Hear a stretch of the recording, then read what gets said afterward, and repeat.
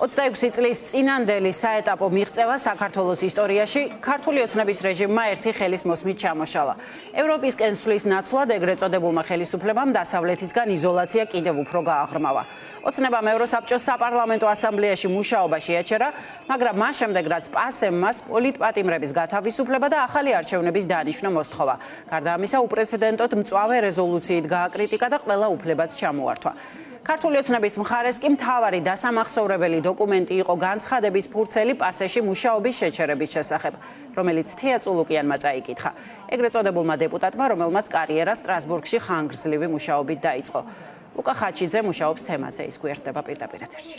დიახ, სოფო რეჟიმმა დაასწრო და თქვა, რომ თითქოს შეურაცხყოფილია და ამიტომ აჩერებს მუშაობას პასეში, არა და ამ განცხადების გარეშეც რეჟიმის დელეგაცია იქნებოდა მხოლოდ დამკვირვებელი და უფუნქციო და სტრასბურგში უბრალოდ გაისეირნებდა ხოლმე. ამ სტრატეგიით, რომ კრიტიკის საპასუხოდ დატოვოს პასე, ზოგადად ევროპული ინსტიტუციები რეჟიმი სულ უფრო ემსგავსება ავტორიტარულ სახელმწიფოებს, მაგალითად რუსეთს, ბელარუსს და აზერბაიჯანს. ის რაც წლების წინ წარმოუდგენელი იყო, დღეს რეალობაა და წინ უარესის პროგნოზიცაა. ანალიტიკოსები შიშობენ, რომ ქართული ოცნება შესაძლოა ევროსაბჭოს დასატოვებლად ნიადაგს ამზადებდეს. ჩავარდნილი მისიის შემდეგ დარჩენილ მხარდამჭერებთან სახის შესანარჩუნებლად რეჟიმმა იზოლაციისაკენ კიდევ ერთი ნაბიჯი გადადგა, რადგან ოლიგარქს საქმე ვერ დაულაგა. შემადგენლობამ თეა წულუკიანის ხელმძღვანელობით ევროპის საბჭოს საპარლამენტო ასამბლეაში მუშაობაზე უარი თქვა. ასე ივანიშვილის პარტიამ პასეს მხრიდან ახალი არჩევნების და ტყვეების გათავისუფლების მოთხოვნას უპასუხა. ასამბლეაში მონაწილეობას ჩვენი საპარლამენტო დელეგაციის წევრები განვაახლებთ მხოლოდ მას შემდეგ, რაც შეიცვლება უსამართლო დამოკიდებულება ქართული სახელმწიფოს და ქართველი ხალხის მიმართ. მე ვარ ქართველი და მაშასადა მე ვარ ევროპელი. I am Georgian and therefore I am European. რეჟიმმა პასეში მუშაობაზე ამ სიტყვიდან 26 წლის თავზე თქვა უარი. ისტორიული ფრაზა ზურაბჟვანიამ ევროპის საბჭოს საპარლამენტო ასამბლეაში საქართველოს გაწევრიანებისას წარმოთქვა. პარლამენტის ყოფილი თავმჯდომარის ძმა დარწმუნებულია, რომ რეჟიმი ნაბიჯებს იზოლაციისაკენ განზრახ დგამს, რადგან სწორედ ასე ესახება მიტაცებული ძალაუფლების შენარჩუნება.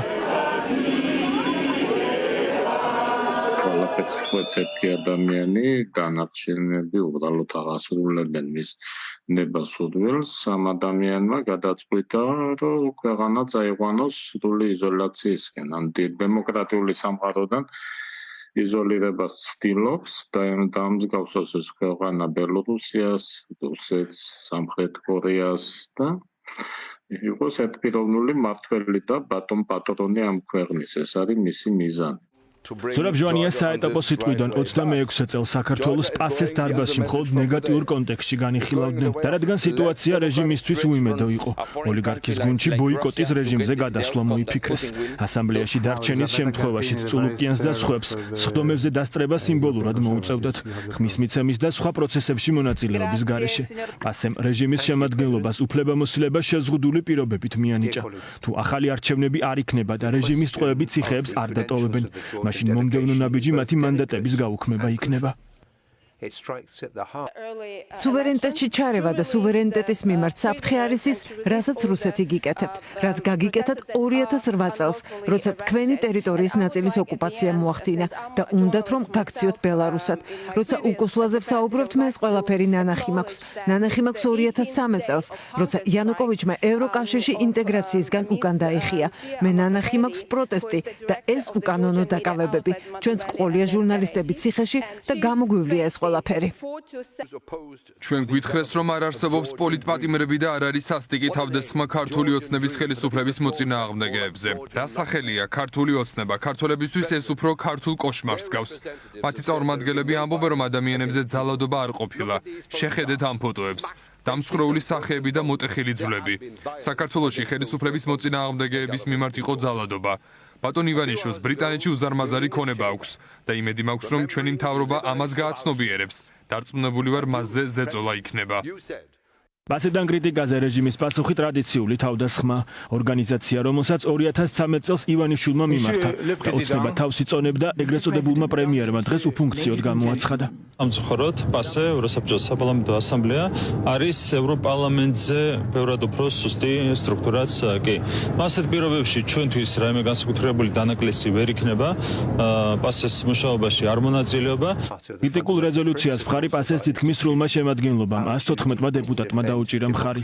კენჭისყრას თვალს ოპოზიციონერი ლიდერებიც ადევნებდნენ, რომლებმაც მანამდე პოლიტიკურ ჯგუფებთან არაერთი კონსულტაცია გამართეს. პარტიებში ამბობენ, რომ რეჟიმის განცხადება პასეში მუშაობის შეწყვეტის შესახებ პროპაგანდისტულია. ივანიშვილის დელეგაციის შეზღუდული წევრობა და პასეს მოთხოვნები კი პროტესტის დამსახურება, რომელიც საქართველოში 60 დღეზე მეტია მიმდინარეობს. ივანიშვილის რეჟიმი ერთ-ერთში იმიტირებს პუტინის რუსეთს, რომელიც ასევე ევროსაბჭოს საპარლამენტო ასამბლეიდან გარიცხვამდე გამოვიდა განცხადებით, რომ ისინი თავად ტოვებდნენ აღნიშნულ ასამბლეას.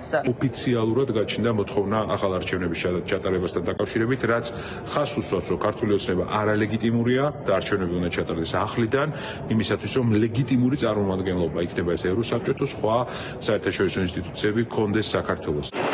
არასამთავრობოები ოცნების უარს ორგანიზაციაში მუშაობის გაგრძელებაზე კიდევ ერთ დასტურს უწოდებენ, რომ რეჟიმისთვის ადამიანის უფლებები და მათი დაცვა არაფერს ნიშნავს და ამიტომ თავს არც ამ ღირებულებების მქონე ორგანიზაციების წევრებად ხედავს.